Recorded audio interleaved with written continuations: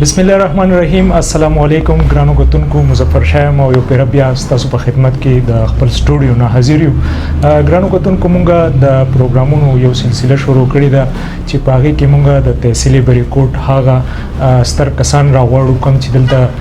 په سیاسي میدان کې، په سماجی میدان کې خپل هلې ځلې کوي.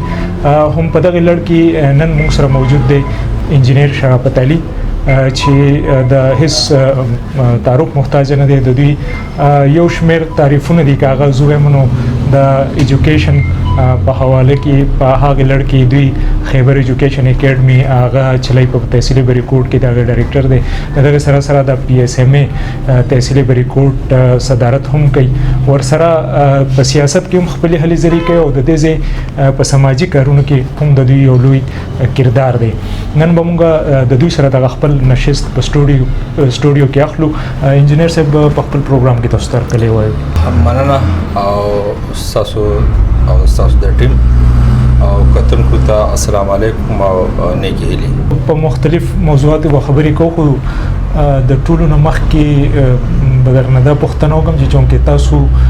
دلته کې سماجی کارونو کې هم حصه اخلئ او د دې ځای په سیاست کې هم ستاسو رول دی، نو ستاسو په دې علاقه باندې د دې ځای په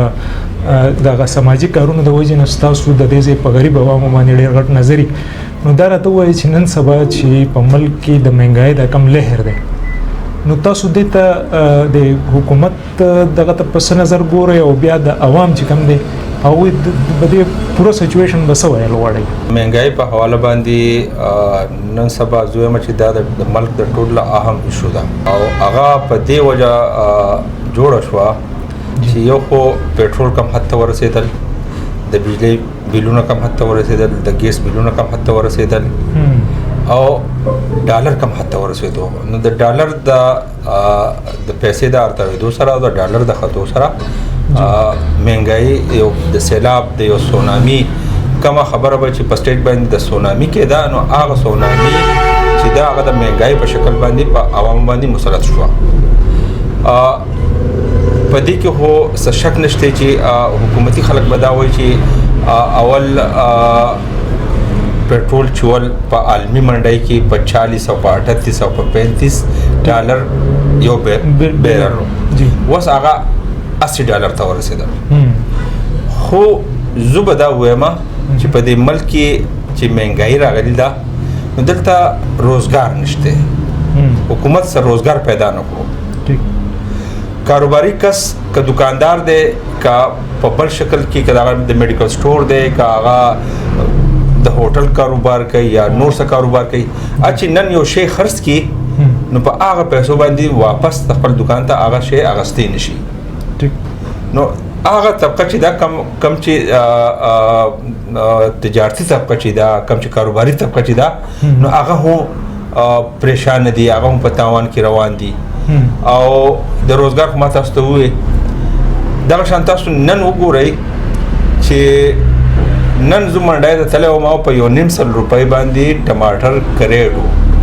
نو په 40 روپۍ د دې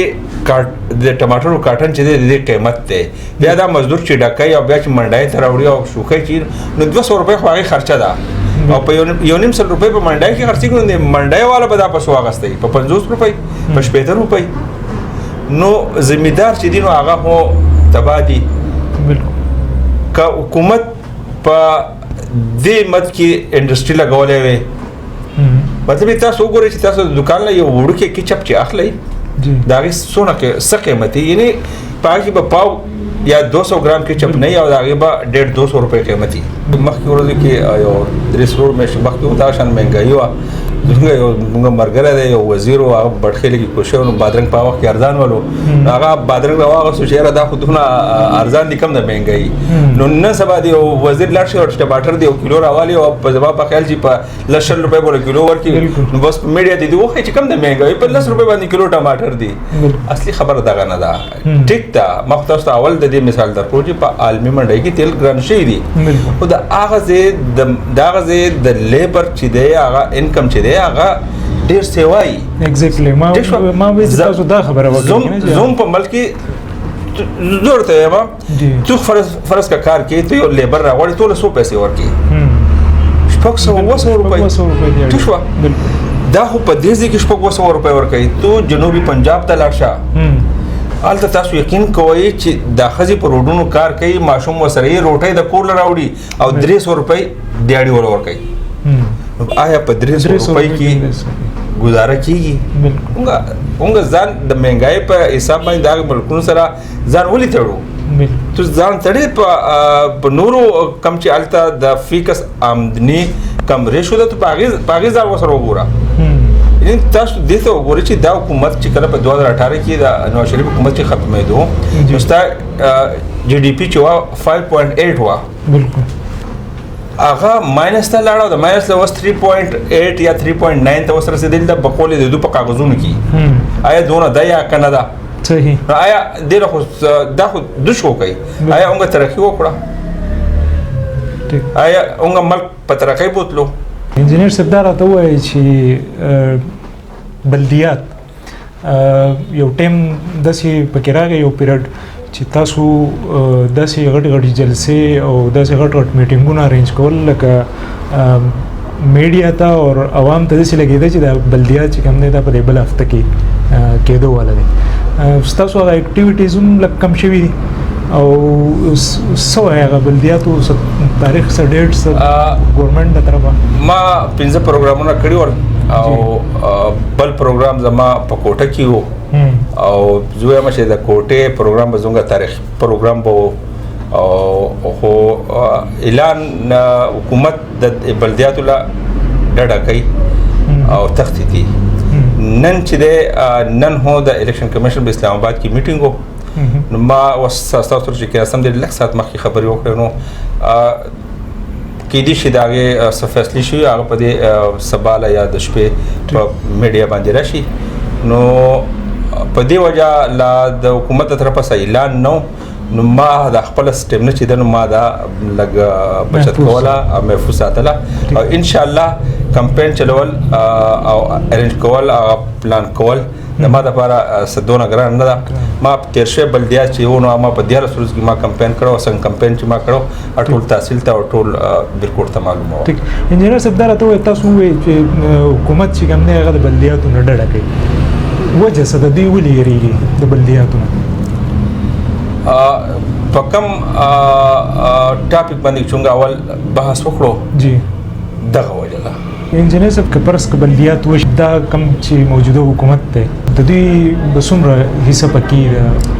بلدیات چې خاص کر دا خو دوه سوي چې راونګه په فیز وایز کو په اولنی فیز کې بهونګه د ویلیج کونسل او نیبرهود د دې بکو په دویم کې بهونګه د تحصیل او د سیټي بکو جی نو دا بلدیات چې د لوکل ګورنمنت الیکشن چې نو دا په پالټای باندې زویا مچ ټیک ته په تحصیل په سطح باندې حیثیت لري او د ویلیج کونسل په سطح باندې د کم کینډیډیټ چې دی هغه د خپل شخصیت د خپل ډلی پري د خپل مرګرتیا چې دی هغه په بیس باندې هغه وردیږي د کم کینډیډیټ چې دغه بیس موجودي نو هغه به دغه تعلق د هرې پالټای سره هغه به وزي پاتې شو د تحصیل په سطح باندې نو په تحصیل په سطح باندې خو کې دي چې په دې تحصیل کې واحد آزاد امیدوار کې دي چې دوی ما کې دي چې نور څوک نه فی الحال لا څوک دي ښکار شوی نه دي نو اب وخت ثابت کی او دا خبره ما مخکې هم کړې ده او وسی هم کومه چې تاسو یقین کې کله هغه کسان زما د زړې پالټي یا زما د پی ټی آی مرګري چې دي هغه زه د منیسټر سره د خواته شاته چې نه ما زما سره لوزونه کړی دي کنه چې بایونګه بس مرګرتیا کوو کله کله زه حیران شمه چې را داسې دي او دا ما مخکې هم ویل چې زه سل وټ عالم په دې کې بس شپېته وټ چې دي هغه به د پی ټی آی ان شاء الله او دا خو زه په دې ویلیج کونسل په سطح هم وایم د تحصیل په سطح هم وایم ما چرته ووټ نه دی غوښته ځانه هغه په تیر شي برز ولاړو ما اکوس ور دیګم زم چې کم کس تاسو ته د دې قابل ښکاری کاغه که د حکومتي پارټي کسي کا د اپوزیشن کسي کا آزاد کسي صحیح تاسو هغه د دې د کرسي جوګه غنئ چې د علاقې خدمت کولی شي کاغه هر څوک هغه ووټ ورکړي هغه مرګرتیا وکړي ډیر مننه انجینر صاحب د خپل قیمتي وخت راکول ډیره مننه. جی ګرانو کتونکو دا انجینر شرافت علي و چې تاسو په مختلف موضوعاتو د هغوی خبرې واورېدې، د هغو خیالات تاسو ته موږ در ورسول. په مهنګۍ باندې موږ نن خبره وکړه او دغسې موږ په بلدیاتو باندې خبره وکړه او انشاءالله زموږ د پروګرامونو دغه سلسله چې کوم ده دا به همدغسې شروع وي او موږ به تاسو سره د مختلف شخصیاتو خیالات شریکو. تر یو بل پروګرام پورې خپل کوربه مظفر شاه باچا له اجازت ورکوي. د لوی الله په امان.